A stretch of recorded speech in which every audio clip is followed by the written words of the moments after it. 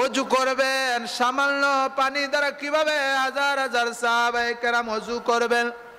তখন আল্লাহ রাসূল পাক সাল্লাল্লাহু আলাইহি সাল্লামকে সাহাবায়ে কেরাম বললেন, ওগো আল্লাহর রাসূল, এই পাথরের পাত্রের মধ্যে সামান্য পরিমাণ পানি যদি আমরা একজনে ওযু করি তাহলে এই ওযুর পানি সমাপ্ত হয়ে যাবে।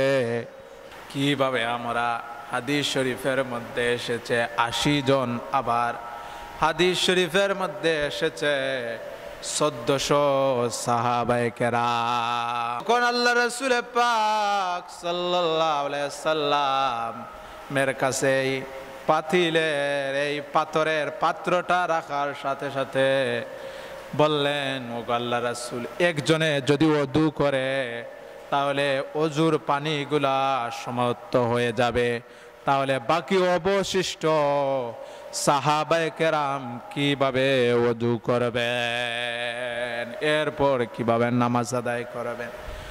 আল্লাহ রাসূল পাক সাল্লাল্লাহু আলাইহি সাল্লাম হাতের এভাবে 4টা আঙ্গুল যখন এই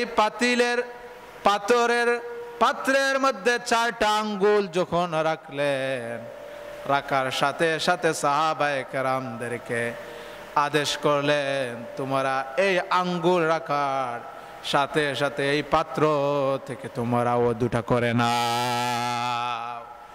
এভাবে হাতের আঙ্গুল যতক্ষণ পর্যন্ত রাখলেন, হাজার হাজার সাহাবায়ে কেরাম ওযু করে শেষ। এরপরে দেখলেন যে পাথরের মধ্যে যে অবশিষ্ট পানি ছিল যেমন ছিল তেমন রয়ে গেল। বলেন সুবহানাল্লাহ।